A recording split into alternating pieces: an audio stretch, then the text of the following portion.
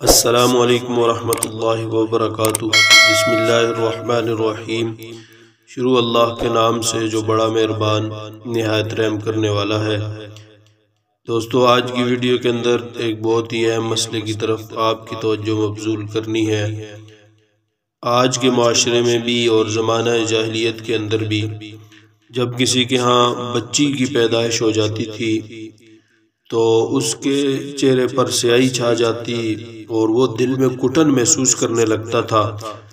اور یہ کہتا تھا کہ یا تو اس کو زندہ چھوڑوں تو ذلت کے ساتھ زندگی گزاروں یا اس کو زمین کے اندر دفن کر دوں۔ چنانچہ وہ اس کو زندہ بچی کو زمین کے اندر دفن کر دیتے تھے۔ آج کے معاشرے میں بھی کچھ ایسا ہی ہے کہ جن کے ہاں بچیاں پیدا ہوتی ہیں تو وہ دل میں گھٹن محسوس کرنے لگتے ہیں اور عام طور پر اپنی بیوی کو طعنہ دیتے ہیں، لیکن شریعت کی روح سے اور رسول پاک صلی اللہ علیہ وسلم نے بچیوں اور بہنوں کی پرورش پر کیا خوشخبری دی، اور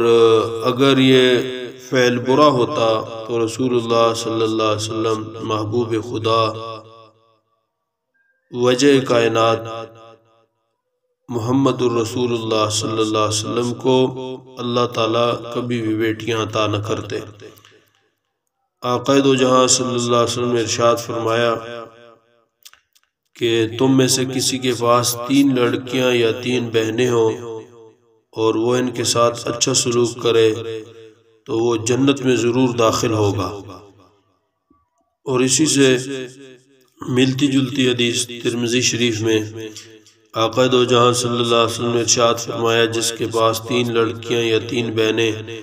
یا 2 لڑکیاں یا 2 بہنیں ہوں اور وہ ان کے ساتھ اچھا سلوک کرے اور ان کے حقوق کے سلسلے میں اللہ سے ڈرے تو اس کے لیے جنت واجب ہے۔ اسی طرح پیارے نبی صلی اللہ علیہ وسلم کے ایک اور ارشاد ہے کہ جو شخص لڑکیوں کی پرورش سے دوچار ہو پھر ان کی پرورش سے آنے والی مصیبتوں پر صبر کرے تو یہ سب لڑکیاں اس کے لیے جہنم سے آڑ بنیں گی۔ اور ایک اور جگہ ارشاد فرمایا جس نے 2 لڑکیوں کی کفالت کی تو میں اور وہ جنت میں اس طرح داخل ہوں گے، اور آپ نے کیفیت بتانے کے لیے اپنی دونوں انگلیاں شہادت والی اور درمیان والی انگلی سے اشارہ کیا کہ یوں ہم دونوں جنت میں اکٹھے ہوں گے۔